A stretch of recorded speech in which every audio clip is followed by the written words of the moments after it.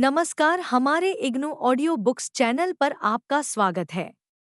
इंदिरा गांधी राष्ट्रीय मुक्त विश्वविद्यालय, school of social work, SOSW, bachelor in social work, BSWG, Hindi. Semester 2, BSW 122 समाज, सामाजिक संस्थाएं और सामाजिक समस्याएं। खंड 1 समाज का परिचय। इकाई 1 मूलभूत सामाजिक अवधारणाएं।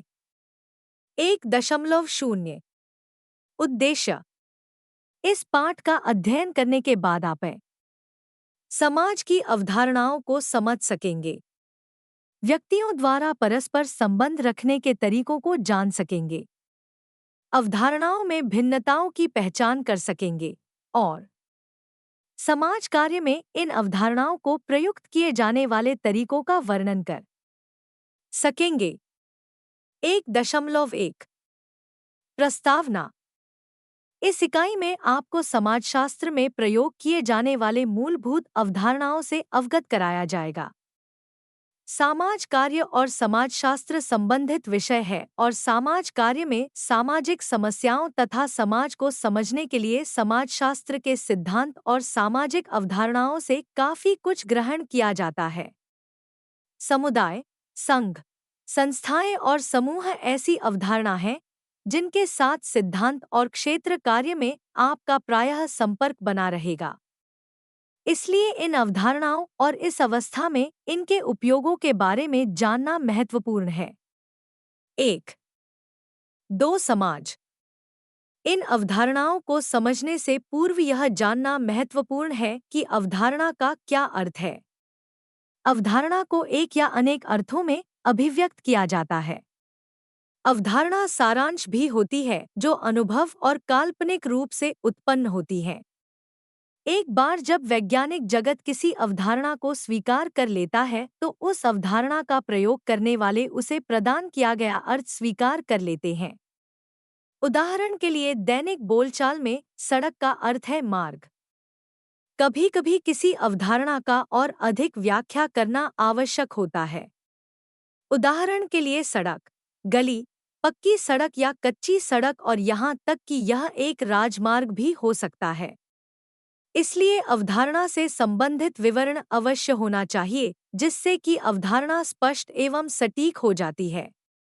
वैज्ञानिक भाषा में भी जब हम किसी चीज विशेष के बारे में कहना चाहते हैं तो अवधारणाओं की व्याख्या करते हैं।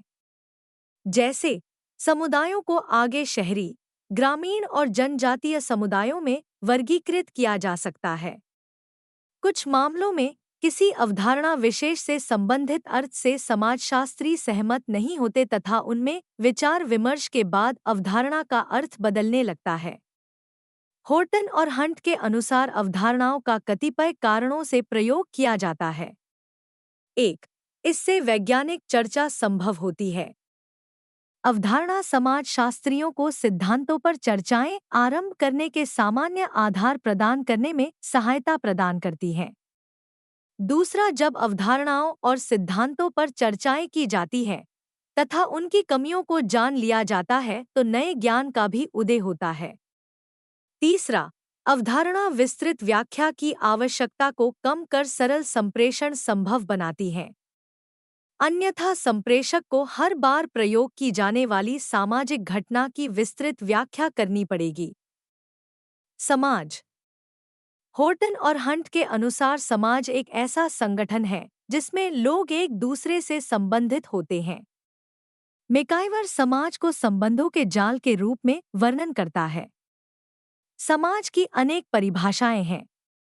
उनमें से अधिकतर समाज की निम्नलिखित विशेषताओं का वर्णन करती हैं। समाज में पारस्परिक जागरूकता होती है। समाज को लोगों का सेट कहने का पहला कारण यह है कि वे एक दूसरे के बारे में जानकारी रखते हैं। यह तभी संभव है जब लोग दूसरे की उपस्थिति में यह मानते हों कि वे सामाजिक संबंध बना सकते हैं। गाजिक संबंध बना। समाज सामाजिक संबंधों से बना होता है। जब कहा जाए कि दो व्यक्ति या वस्तुएं परस्पर संबंधित हैं, तो इसका अर्थ है कि वे परस्पर संपर्क रखते हैं और उनके कार्य एक दूसरे को प्रभावित करते हैं।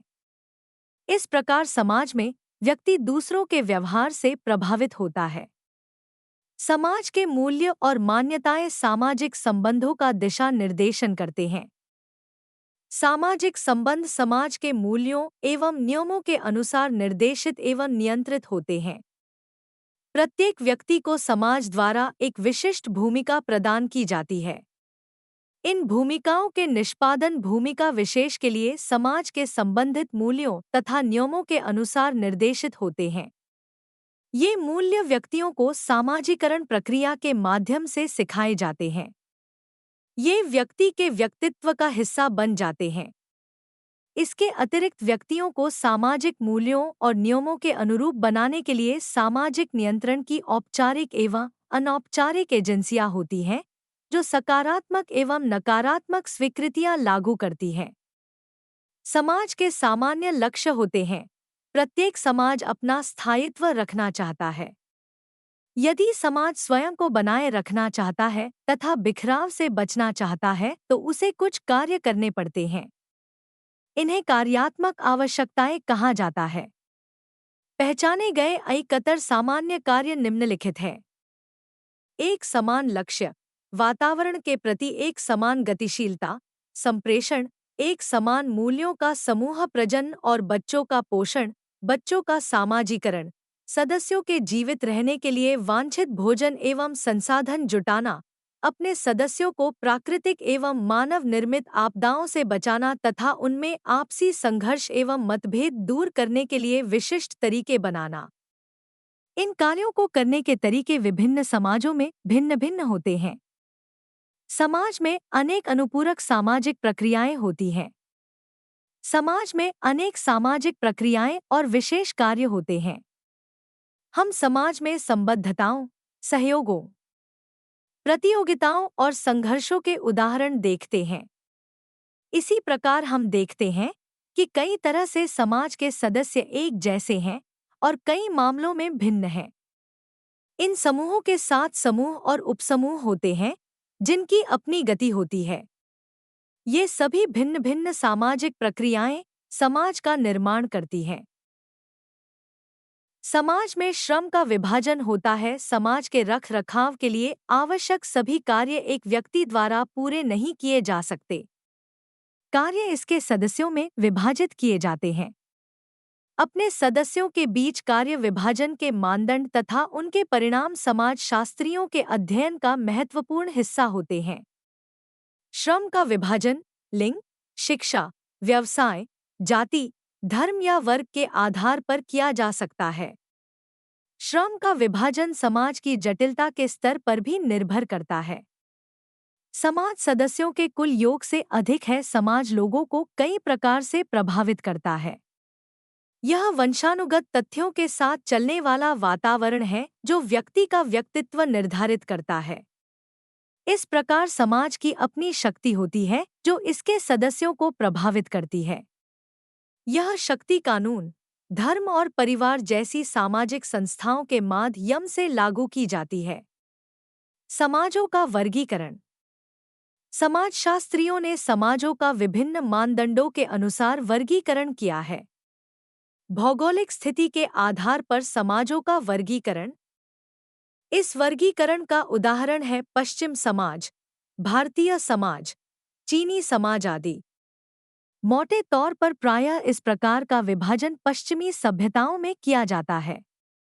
जैसे अनुभव किया जाता है कि पश्चिम में सभी समाजों की कुछ एक समान और महत्वपूर्ण विशेषताएं होती हैं। जब हम किसी क्षेत्रीय समूह का अवधारणा देना चाहे तो संकुचित रूप से भी इसका प्रयोग पसे भी इसक किया जा सकता है, जैसे मणिपुरी या राजस्थानी समाज आदि। भाषा के आधार पर समाज का वर्गीकरण। इस प्रकार के वर्गीकरण के उदाहरण हैं तमिल समाज और तेलुगु समाज। भाषा एक ऐसा माध्यम है जो लोगों को एक दूसरे से संबद्ध करती है और संस्कृति की अभिव्यक्ति का एक साधन भी है। इस प्रकार कभी-कभी समाजों में अंतर करने के लिए भाषा का प्रयोग किया जाता है। प्रमुख मूल्यों के आधार पर समाज का वर्गीकरण। कभी-कभी समाज की प्रकृति के बारे में विचार सदस्यों द्वारा दृढ़ता से अपनाए गए आवश्यक मूल्यों पर आधारित होते हैं। जैसे पश्चिमी सभ्यता को आधुनिक तर्कसंगत, वैयक्तिक एवं भोगवादी तथा भारतीय समाज को पारंपरिक, धार्मिक समूहोन्मुख और आध्यात्मिक माना जाता है। अधिकतर मामलों में ऐसा वर्गीकरण प्रतिरूप और एक जैसे स्तर का परिणाम है। यह अपने समाज की अपेक्षा अन्य समाजों की अपर्याप्त एवं अधूरी सूचना के आधार पर होता है। समाज कार्यकर्ताओं को ऐसी छवि जो अक्सर अन्य समाजों के बारे में नकारात्मक है, देखने में सक्षम होना चाहिए क्योंकि यह सदस्यों के व्यवहार पर प्रभाव डालती है। सामाजिक जीवन की जटिलता के स्तर पर आधारित समाज निम्नलिखित विशेषताओं वाले समाज साधारण समाज होते हैं। कम सदस्यों वाले छोटे समाज, स्थानिक सांस्कृतिक एवं आर्थिक रूप से अन्य समाजों से अपेक्षाकृत पृथक, भोजन के लिए शिकार करना एवं कंदमूल फल एकत्रित करना, वस्तुओं के उत्पादन में निम्न स्तर की तकनीकों का प्रयोग करना, आयु और लिंगीय आधार पर सीमित श्रम विभाजन, सदस्यों के बीच वस्तु विनिमय के लिए उपहारों और वस्तुओं का आदान प्रदान करना, राजनीतिक व्यवस्था का वंशानुगत सिद्धांत और पारंपरिक सत्ता पर आधारित होना, सामूहिक चेतना का व्यक्तिगत चेतना से ऊपर होना तथा सदस्यों की समानता के द्वारा समूह की एकता कायम रखना।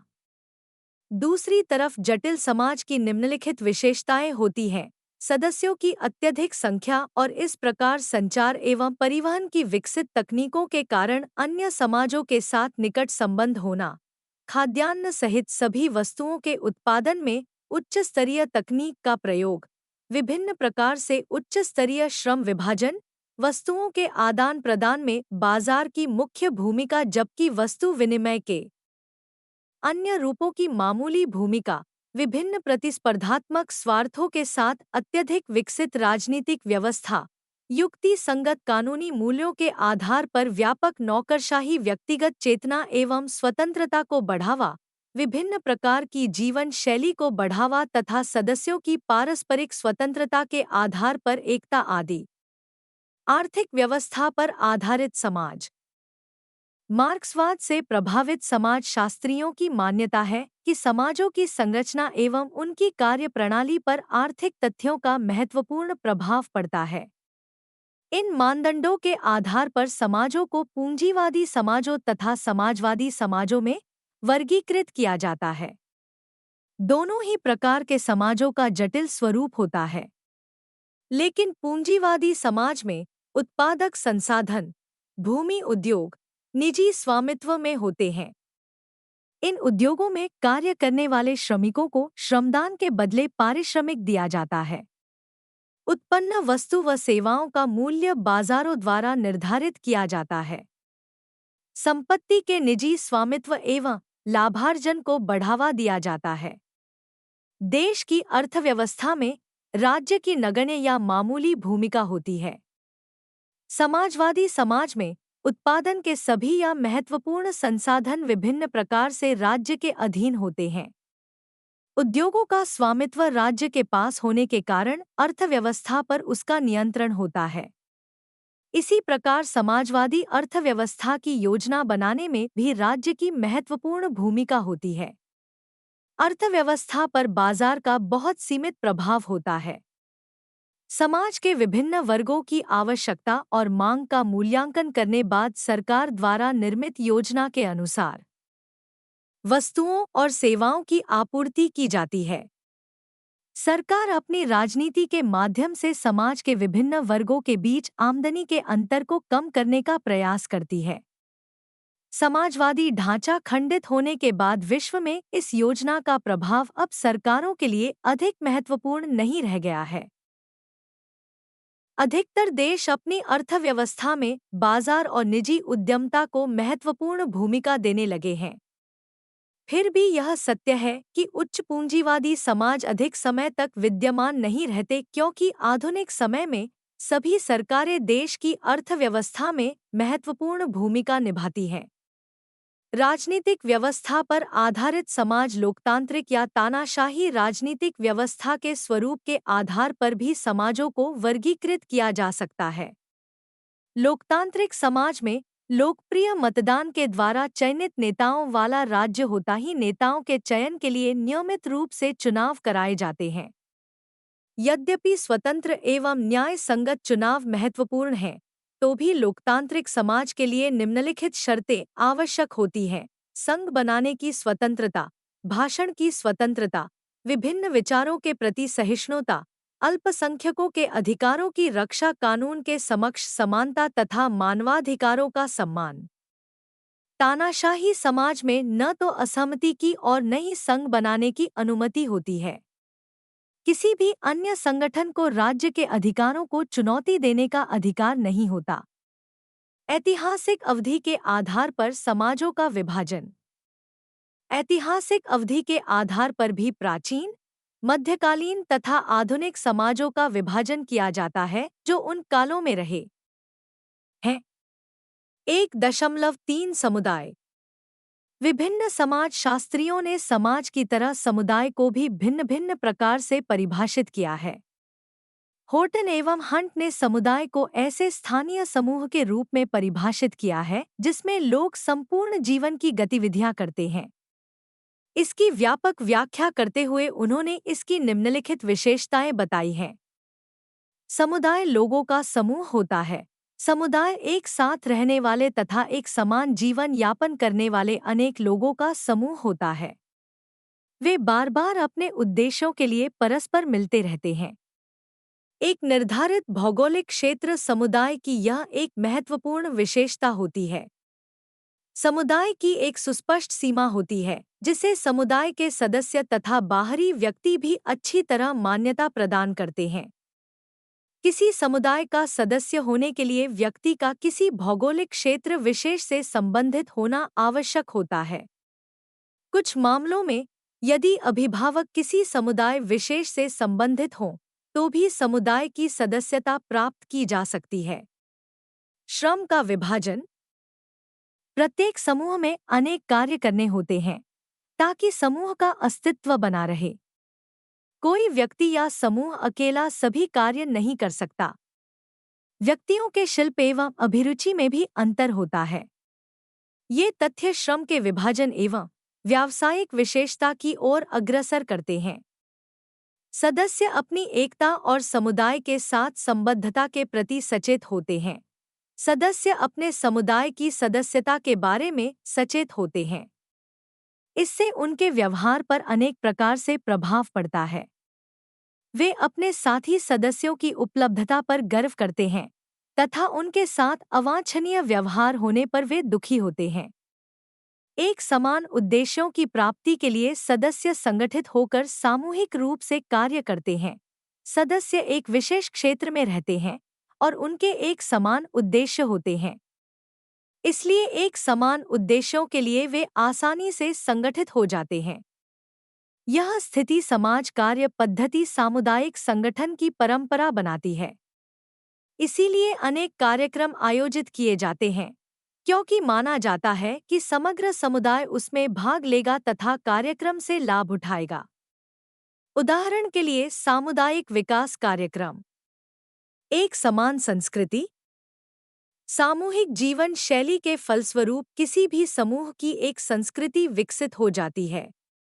जीवन के विभिन्न पक्षों के प्रति सोच का एक समान तरीका विकसित हो जाता है जो एक पीढ़ी से दूसरी पीढ़ी में प्रेषित होता रहता है। समूह के बाहर से आने वाले सांस्कृतिक प्रभावों को समुदाय द्वारा सामूहिक रूप से स्वीकार या अस्वीकार किया जाता है। एक समान अनुभवों के परिणाम स्वरूप एक जैसी संस्कृति विकसित होती है तथा समुदाय के व्यवहार को नियंत्रित करती है। समुदाय अवधारणा का उपयोग। अवधारणा विद्यमान समुदायों का वर्णन करने और उनमें अंतर करने में सहायता करती है। सर्वाधिक प्रयुक्त विभाजन शहरी और ग्रामीण समुदाय में अंतर करने के लिए किया जाता है। ग्रामीण समुदायों की निम्नलिखित विशेषताएं होती हैं: मजबूत सामुदायिक भावना, पड़ोस का महत्व, विस्तृत परिवारों का अपेक्षाकृत अधिक विस्तार, मूलभूत संबंधों की प्रधानता, अधिकतर सामुदायिक सदस्यों का व्यवसाय, मूलभूत कार्यों जैसे मछली पकड़ना, कृषि, शिकार करना आदि से संबंधित होना, अत्यधिक अनौपचारिक सामाजिक नियंत्रण, अत्यधिक समरूपता। दूसरी तरफ शहरी समाज की निम्नलिखित विशेषताएं पाई जाती हैं। कमजोर सामुदायिक भावना तथा पड़ोस का अपेक्षाकृत कम महत्व, कम अनौपचारिक सामाजिक नियंत्रण, सदस्यों का अधिकतर व्यवसाय उद्योग तथा नौकरी से संबंधित होता है तथा उनमें अनेक प्रकार की विविधता होती है। फिर जब कार्य के लिए समुदाय को एक इकाई के रूप में माना जाता है तो इससे कार्यक्रमों की संरचना एवं कार्यान्वयन में आसानी हो जाती है। उनकी सीमाओं की रूपरेखा बनाए बिना तथा समुदायों की संरचना को समझे बिना समुदाय की आवश्यकता का विश्लेषण करना कठिन होता है। समुदाय अवधारणा के प्रयोग की सीमाएं। यद्यपि समुदाय की अवधारणा कागजों में काफी स्पष्ट है तो भी वास्तविक जीवन में इसमें अनेक प्रकार के संदेह हैं, जिसके विभिन्न कारण हैं। एक कोई भी समुदाय समुदाय होने की आवश्यक विशेषताओं पर खरा उतरता दिखाई नहीं देता या फिर विभिन्न प्रकार के समुदायों में भिन्नताएं स्पष्ट नहीं हैं। ग्रामीण समाज की विशेषताएं शहरी समाज में और शहरी समाज की विशेषताएं ग्रामीण समाज में भी पाई जाती है। दूसरे कुछ भारतीय गांवों में हम की भावना मैं के विपरीत कम और यहाँ तक कि बिल्कुल भी नहीं पाई जाती क्योंकि समुदाय जातियों में बंटा होता है। तीसरे, यह भी देखा गया है कि जब लोग समुदाय शब्द का प्रयोग करते हैं तो ऐसा लगता है कि उनके दिमाग में समुदाय के केवल पुरुष सदस्यों का विचार रहता है। कई ग्रामीण समुदायों में महिलाएं सार्वजनिक रूप से आवाज नहीं उठाती और कई बार उनकी बातें सुनी नहीं जाती। अगले पाठों में आप जानेंगे कि ये तथ्य समाज कार्य पद्धतियों की कार्यप्रणाली को कैसे प्रभावित करते हैं। 1.4 संघ एसोसिएशन। आधुनिक समाजों में अनेक संघ पाए जाते हैं। इन संघों का विभिन्न स्वरूप, विभिन्न प्रकार, आकार तथा उद्देश्य होता है। मैकाइवर संघ को ऐसे संगठन के रूप में परिभाषित करता है जो सदस्यों द्वारा समान रुचि के किसी उद्देश्य या उद्देश्यों के सामूहिक अनुसरण के लिए सोच समझ कर बनाया जाता है। संघ की निम्नलिखित विशेषताएं होती हैं।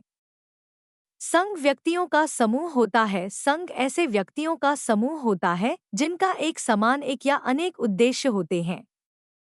वे एक दूसरे से संबंधित होते हैं ताकि समूह के हितों को पूरा कर सकें। इसका अर्थ है कि यदि समूह के उद्देश्य पूरे होंगे तो सदस्य के हित भी स्वतः पूरे हो जाएंगे। संघ सोद्देश्य होते हैं। ये उद्देश्य स्पष्ट होते हैं तथा प्रत्येक सदस्य को इनकी जानकारी होती है। अधिकतर मामलों में संघ के उद्देश्य अपने सदस्यों के हितों का वर्णन करते हैं जिन्हें यह प्राप्त करना चाहते हैं। स्थिति पर विचार करने के बाद ही संघ अपने उद्देश्य निर्धारित करता है। संघ की सफलता या असफलता उद्देश्यों को प्राप्त करने या प्राप्त न कर पाने पर निर्भर करती है। संघ के औपचारिक नियम और कानून होते हैं। हो सकता है कि किसी छोटे संघ के औपचारिक नियम न हो क्योंकि उसके सदस्य परस्पर स्थित व्यक्तिगत संबंधों के आधार पर कार्य करते हैं। लेकिन यदि संघ का आकार बढ़ता जाता है और उसकी कार्यप्रणाली जटिल हो जाती है तो सामान्य नियम और कानून बनाए जाते हैं। संघ के औपचारिक नियम और कानून निर्णय करते हैं कि किन्हीं विशेष परिस्थितियों में इसके सदस्यों को कैसे कार्य करना है। कई संघों के ये नियम और कानून लिखित होते हैं। अपने क्षेत्र कार्य के दौरान आप संघ के अधिकारियों से संघ का विवरण दिखाने का अनुरोध करें। यह दस्तावेज आपको संघ के उद्देश्य, उसकी कार्यशैली तथा अन्य संबंधित सूचनाओं के बारे में जानकारी प्रदान करेगा। स्वैच्छिक सदस्यता। संघ आधुनिक समाजों की देन है। इनकी सदस्यता स्वैच्छिक होती है अर्थात सदस्य अपनी इच्छा से इसके सदस्य बनते हैं। संघ सदस्य बनने के नियम बना सकती है। जब कोई ये नियम पूरे करता है तो उसे संघ का सदस्य बनने की अनुमति दी जाती है। संघ का अस्तित्व सदस्यों से होता है। परिवार जैसे अन्य समूहों के विपरीत मूल सदस्यों द्वारा चले जाने या मृत्यु हो जाने के बाद भी संघ बने रहते हैं। इसकी एकमात्र शर्त यह है कि संघ में नए सदस्य प्रवेश करते रहें तथा जाने वालों के बदले अन्य सदस्य आते रहें। संघ और आधुनिक समाज में उनकी सार्थकता। आधुनिक समाज संघ बनाने की न केवल अनुमति प्रदान करता है अपितु इसे बढ़ावा प्रदान करता है। इसलिए हम ऐसे संघ पाते हैं जो सरकार की नीतियों को प्रभावित करने जैसे गंभीर उद्देश्य रखती है। अतएव ये ऐसे संघ हैं जो नजर रखने जैसे कार्यों को बढ़ावा देना चाहते हैं। एक प्रसिद्ध समाज विचारक टोक्यूविले, जिन्होंने 18वीं सदी में अमरीकी समाज का अध्ययन किया, पहली बार बताया कि संघ लोकतंत्र को भी बढ़ावा देते हैं। आधुनिक विचारक इन विचारों से सहमत है। संघ नागरिकों को संगठित होने, अपनी मांग प्रस्तुत करने तथा इस प्रकार सरकार के अधिकारों पर नियंत्रण करने का कार्य करते हैं। यह वैयक्तिक स्वतंत्रता की कीमत पर सरकार को स्वयं में संपूर्ण अधिकार संचित करने से रोकते हैं। विचारों की बहुलता के लिए दो संघ बनाए जा सकते हैं। संघ अनेक प्रकार की सेवाएं भी प्रदान करते हैं जिनसे लोगों के जीवन में सुधार होता है। पारंपरिक समाज में व्यक्ति अपनी हैसियत के आधार पर समूहों के सदस्य बन जाते थे। जैसे मध्यकालीन शहरों में वाणिज्यिक संघ थे जिनकी सदस्यता व्यक्तियों की जाति के आधार पर थी। आधुनिक भारत में जातीय संघों का प्रचुर मात्रा में उदय हुआ है। इन संघों में पारंपरिक समूहों एवं आधुनिक दोनों संघों की विशेषताएं हैं। इनके उद्देश्य भी आधुनिक संघों की तरह सरकारी नीतियों को प्रभावित करना तथा शैक्षिक संस्थाएं बनाने से संबंधित हैं।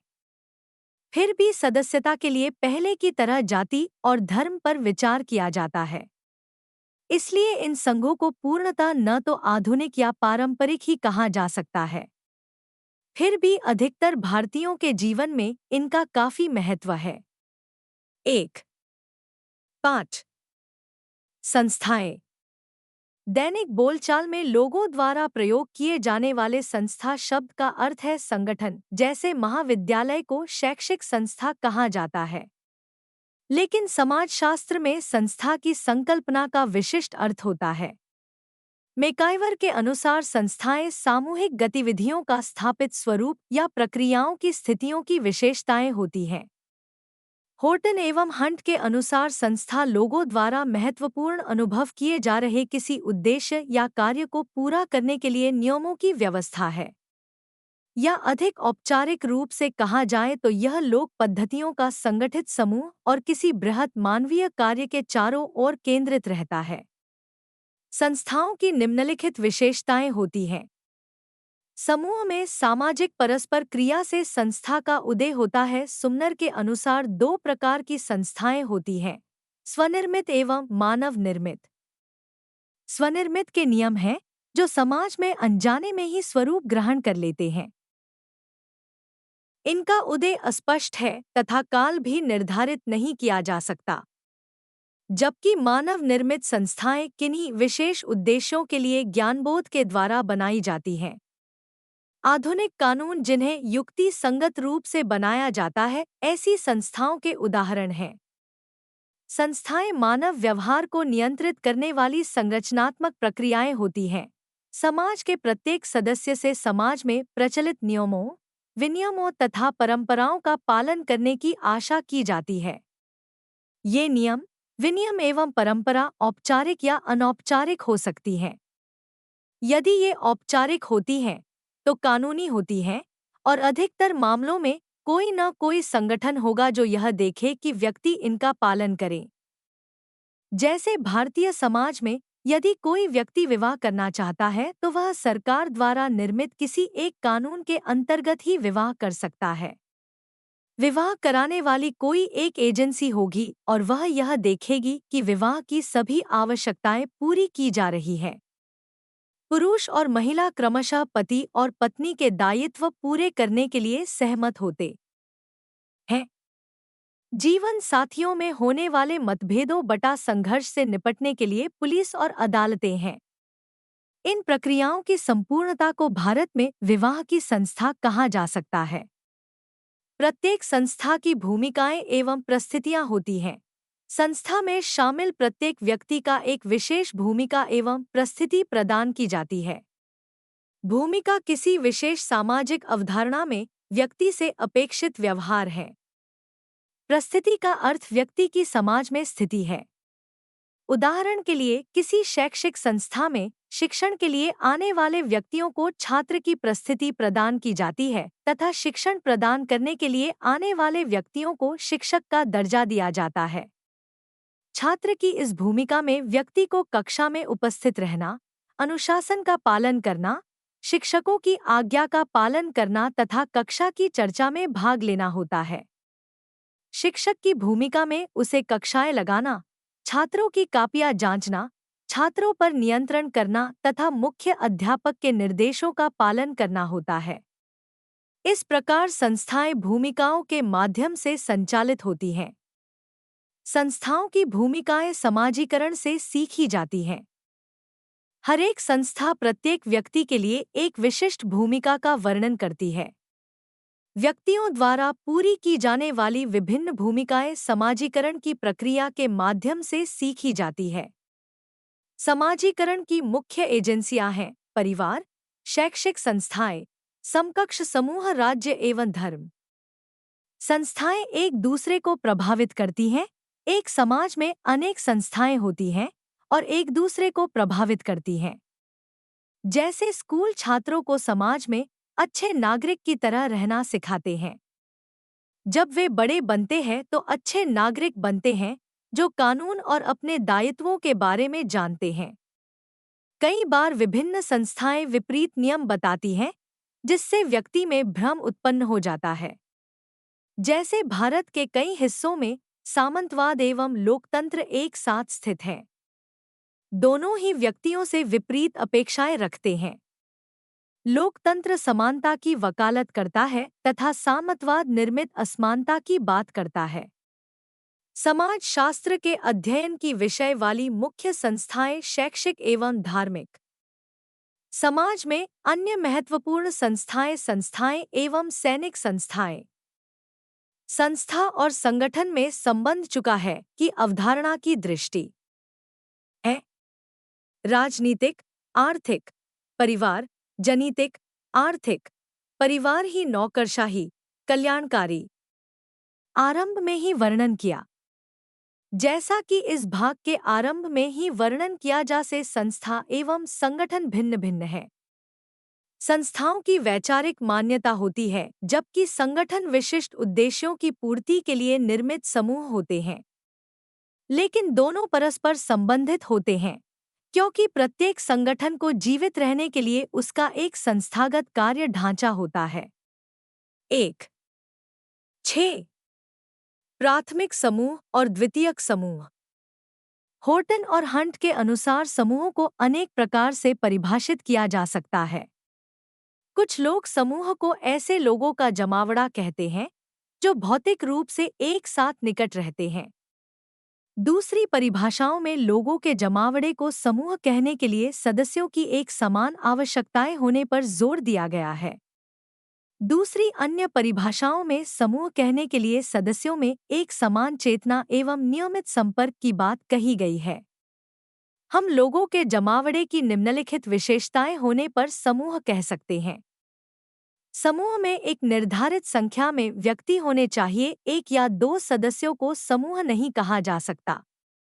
इसी प्रकार अत्यधिक संख्या वाले सदस्यों को भी समूह नहीं कहा जा सकता अपितु इसे समुदाय, भीड़, जनसमूह या एक समाज कहना अधिक उपयुक्त होगा। इन संकल्पनाओं के बारे में आपको बाद में अवगत कराया जाएगा। समूह के सदस्यों में नियमित परस्पर क्रिया होनी चाहिए। समूह के सदस्यों में सोद्देश्य संपर्क होना चाहिए तथा सदस्यों द्वारा ऐसा सोचा जाना चाहिए। इस प्रकार इन मानकों के अनुसार बस की प्रतीक्षा कर रहे व्यक्तियों द्वारा की जाने वाली चर्चाओं को समूह नहीं कहा जा सकता। एक दूसरे के बारे में चेतना। समूह के सदस्य अन्य सदस्यों के व्यवहार, भावनाएं एवं आवश्यकताओं के बारे में सचेत रहते हैं तथा इन चेतनाओं के द्वारा उनका अपना व्यवहार प्रभावित होता है। सदस्य स्वयं एक इकाई होने के बारे में जानते हैं समूह के सदस्य स्वयं को दूसरे से भिन्न समझते हैं। वे मानते हैं कि समूह में उनकी सदस्यता उन्हें दूसरों से भिन्न बनाती है। सर्वनिष्ठ उद्देश्य। समूह को यदि अपना अस्तित्व बनाए रखना है तो उसके कुछ उद्देश्य होने चाहिए। उद्देश्य सभी सदस्यों के लिए एक समान या कुछ मामलों में भिन्न भी हो सकते हैं। यह भी संभव है कि समूह के वर्णित उद्देश्य वास्तविक उद्देश्यों से भिन्न हों। एक समूह घोषणा कर सकता है कि उसका उद्देश्य निर्धनों की सहायता करना है, परंतु सदस्य मुख्यतः परस्पर मिलने और सामाजिकता के लिए इसमें शामिल हो सकते हैं। समान आदर्श और मूल्य। जब उपर्युक्त शर्तें पूरी हो जाती हैं, तो जहां तक समूह के उद्देश्य का संबंध है तो माना जा सकता है कि सदस्यों की मान्यताएं एक जैसी हैं। समूह से संबंधित न होने के मामले में सदस्यों के विचारों में भिन्नता हो सकती है। जैसे किसी समूह के सदस्य यदि वन्य जीवन चित्रकला को बढ़ावा देना चाहते हैं, तो इस उद्देश्य को बढ़ावा देने के महत्व पर वे परस्पर सहमत होंगे, लेकिन हो सकता है कि वे विभिन्न हो। लेकिन हो सकता है कि के विभिन्न राजनीतिक दलों और भिन्न विचारधाराओं के हों। स्थापित सामूहिक प्रतिरूप। सोद्देश्य नियमित पारस्परिक संपर्क समूह के स्वरूपों को बढ़ावा देते हैं। ये पारस्परिक संपर्क समूहों की प्रकृति के आधार पर औपचारिक या अनौपचारिक हो सकते हैं। औपचारिक पारस्परिक संपर्क के मामले में नियमों, विनियमों तथा प्रक्रियाओं का पालन किया जाता है, जबकि अनौपचारिक संबंधों में ये स्वाभाविक होते हैं। प्राथमिक समूह।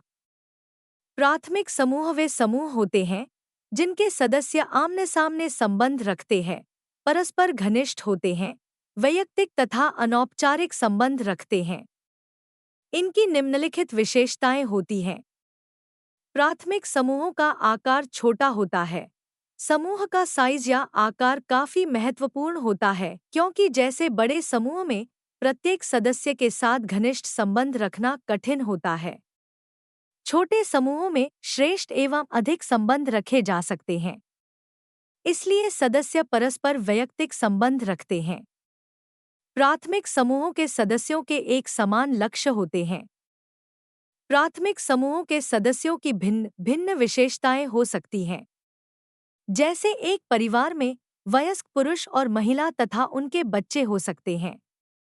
यद्यपि वे कई तरह से भिन्न होते हैं, तो भी उनके उद्देश्य एक समान होते हैं, जिन्हें वे महत्वपूर्ण मानते हैं तथा खुशी के लिए अपना योगदान करते हैं। प्राथमिक समूह अपने सदस्यों को समग्र अनुभव प्रदान करते हैं। समग्र अनुभव का अर्थ है कि यह सदस्यों को अनेक प्रकार से प्रभावित करता है। व्यक्तियों को संपूर्ण व्यक्तित्व के रूप में स्वीकार किया जाता है। जैसे परिवार एक प्राथमिक समूह होता है जिसमें आमने सामने व घनिष्ठ संबंध होते हैं। यह इस अर्थ में एक संपूर्ण संबंध भी है कि सदस्यों को अनेक प्रकार से लाभ होता है।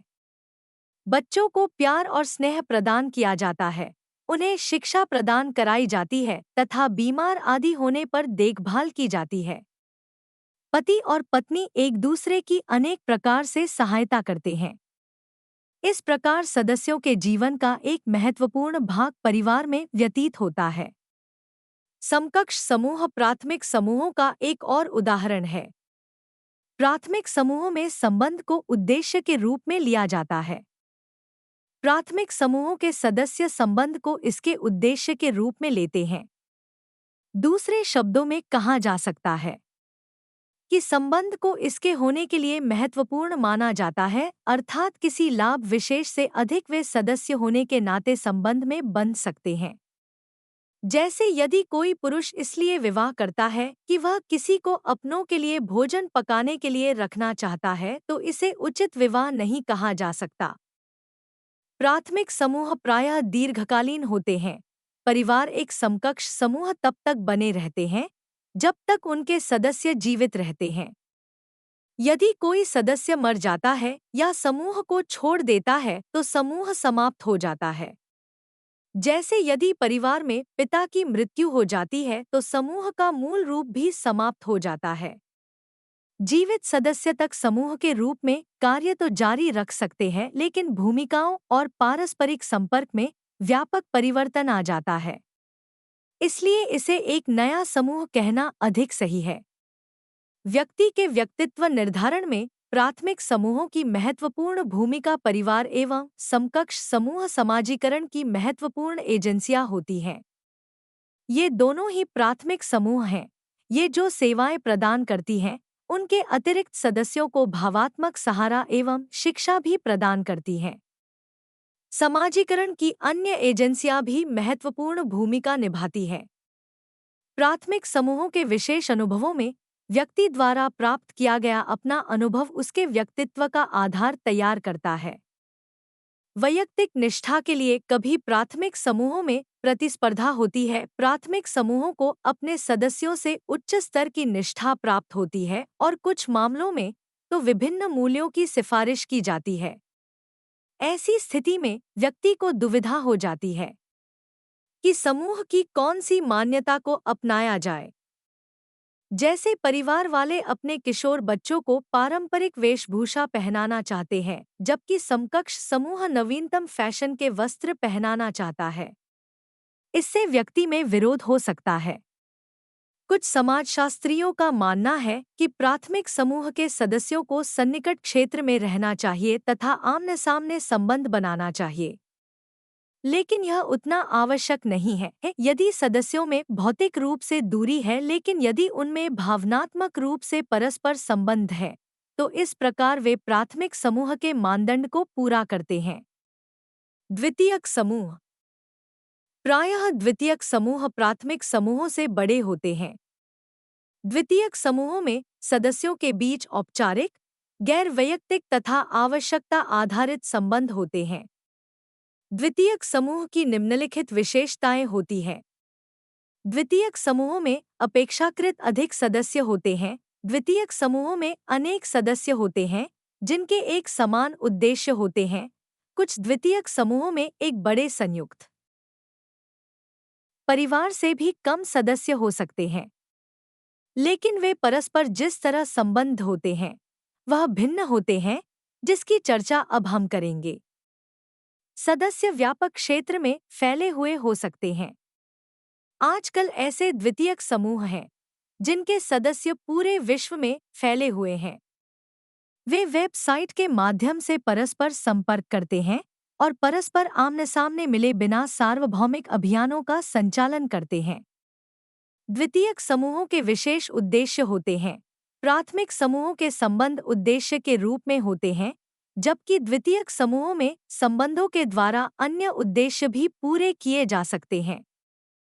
सदस्यों को इस स्थिति के बारे में पता होता है और इस प्रकार प्राथमिक समूहों की तुलना में उनकी भावात्मक भागीदारी काफी कम होती है। द्वितीयक समूहों के उद्देश्य स्पष्ट होते हैं। द्वितीयक समूह सदस्यों द्वारा महत्वपूर्ण समझे जाने वाले कुछ उद्देश्यों को प्राप्त करने के लिए बनाए जाते हैं। अधिकतर मामलों में उद्देश्य ऐसा होता है जिसे व्यक्ति अकेले पूरा नहीं कर सकता। उसे दूसरों के सहयोग की आवश्यकता होती है। संकल्पनात्मक रूप से द्वितीयक समूह संघ की संकल्पना के निकट होते हैं। द्वितीयक समूह के सदस्य परस्पर औपचारिक रूप से संबद्ध होते हैं।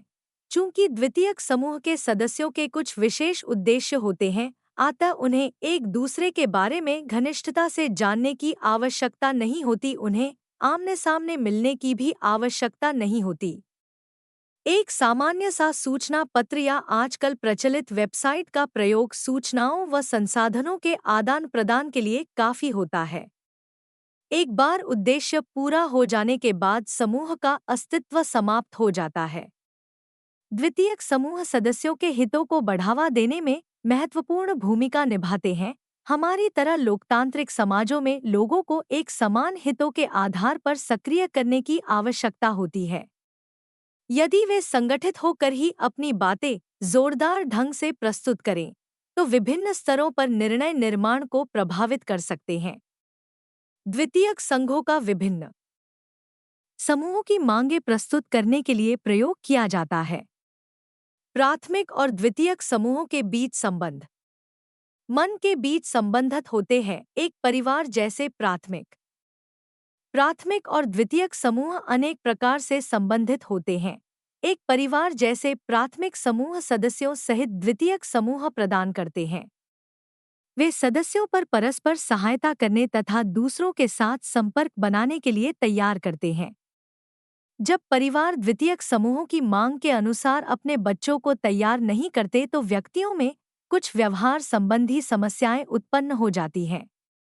दूसरे कुछ प्राथमिक समूह जैसे उपसमूह और गुट जो द्वितीयक समूह का एक भाग होते हैं, निर्णय निर्माण प्रक्रिया में महत्वपूर्ण भूमिका निभाते हैं।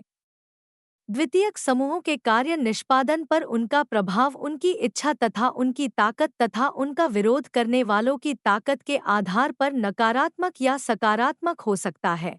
तीसरे, द्वितीयक समूहों के अंतर्गत प्राथमिक समूह सदस्यों को भावात्मक सहारा प्रदान करते हैं।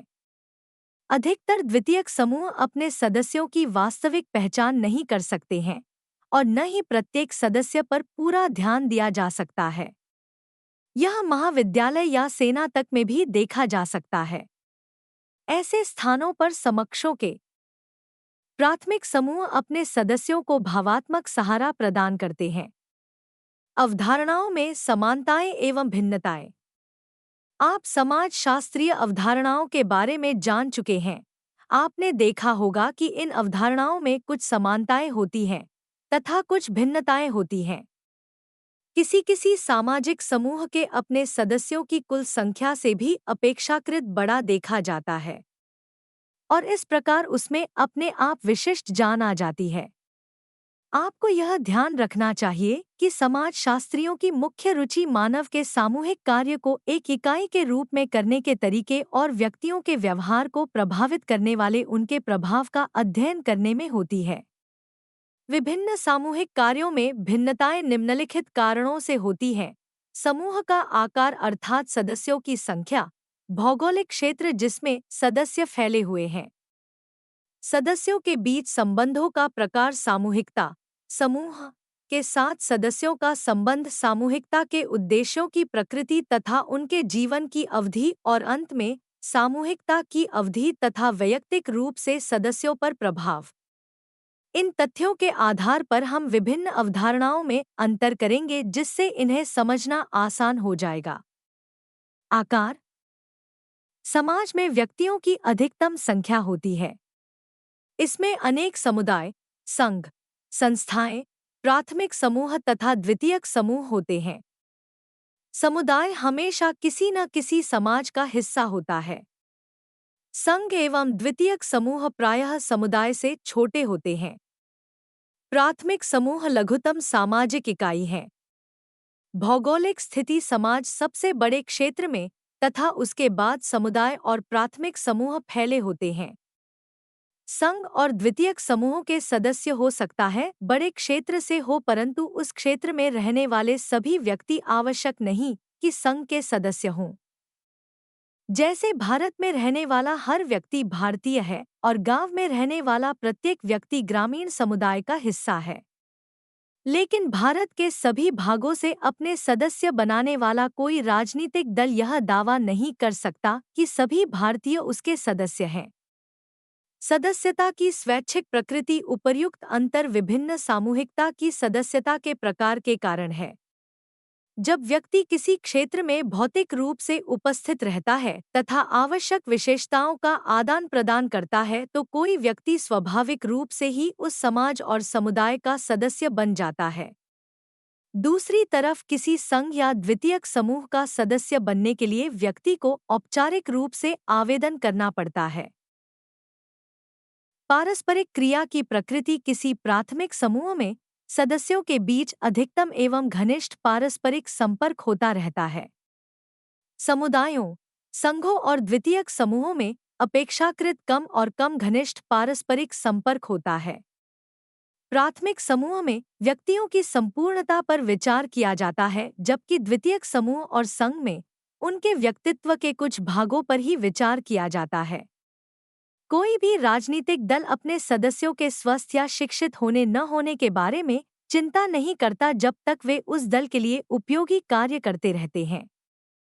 फिर भी प्राथमिक समूह अपने सदस्यों के व्यक्तित्व के अनेक पहलुओं के बारे में उनकी उपयोगिता का ध्यान किए बिना ध्यान रखता है।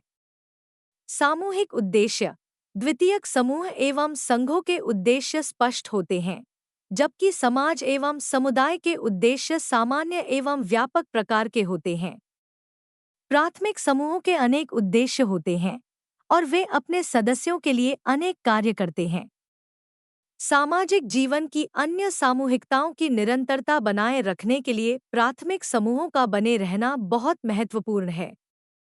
एक व्यापक समग्रता एवं सदस्यों के बीच संबंध। प्राथमिक समूहों में सदस्यों द्वारा निष्ठा एवं पहचान की भावना समुदाय या द्वितीयक समूह के सदस्यों की पहचान की भावना से अधिक होती है। समाज में ये भावनाएं अपेक्षाकृत कमजोर तथा वास्तविकता की अपेक्षा काल्पनिक अधिक होती हैं। सामूहिकता की अवधि। समूहों और सामूहिकताओं की अवधि भिन्न भिन्न होती है। प्राथमिक समूह के रूप में परिवार का अस्तित्व सदस्यों के जीवित रहने या छोड़कर न जाने तक बना रहता है।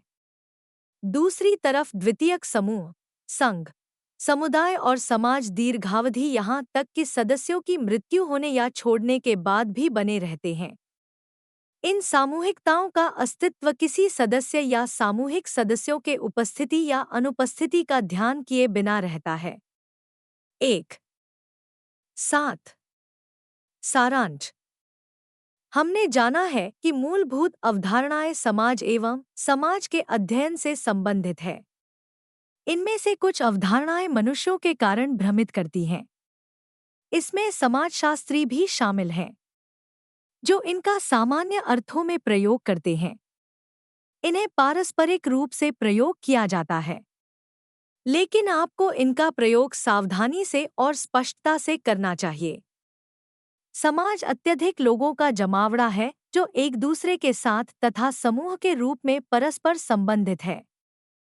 समाज के मूल्य, नियम, लौकिक तरीके और रीति रिवाज होते हैं जो सदस्यों के व्यवहार का मार्गदर्शन करते हैं।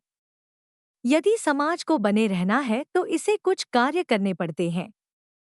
समुदाय अपेक्षाकृत कम लोगों का जमावड़ा होता है जहां सदस्यों अधिक आत्मीय पारस्परिक संबंध होता है। वे एक निश्चित भौगोलिक क्षेत्र में रहते हैं तथा उनमें हम की भावना होती है। समाज और समुदाय की उत्पत्ति स्वाभाविक रूप से मानी जाती है, जबकि संघ मनुष्यों द्वारा सोद्देश्य बनाए जाते हैं। समाज और समुदाय की तुलना में उनके उद्देश्य विशिष्ट होते हैं। सदस्यों के बीच संबंध औपचारिक एवं विषय आधारित होते हैं। आधुनिक समाजों में विभिन्न उद्देश्यों वाले अनेक संघ पाए जाते हैं। समाज, समुदाय और संघ की तुलना में समूह लघुतम सामाजिक इकाई होते हैं। प्राथमिक समूह में कम सदस्य होते हैं जो परस्पर आमने सामने आत्मीय संबंध रखते हैं। परिवार तथा समकक्ष समूह प्राथमिक समूहों के उदाहरण हैं। वे सदस्यों को समग्रता के रूप में मानते हैं तथा उनके लिए कुछ महत्वपूर्ण कार्य करते हैं। ये समूह व्यक्तियों के प्राथमिक समाजीकरण करते हैं। द्वितीयक समूह संघों के समान होते हैं। ये व्यक्तियों की समाज में कुछ विशेष उद्देश्यों को पूरा करने में सहायता करते हैं। सदस्यों के बीच संबंध विभाजित प्रकार का होता है। सामाजिक संकल्पना सामाजिक संबंधों से संबंधित है। सामाजिक संबंधों के स्वरूप को समझना तथा उनका सदुपयोग करना समाज कार्यकर्ता का प्राथमिक कार्य है। धन्यवाद।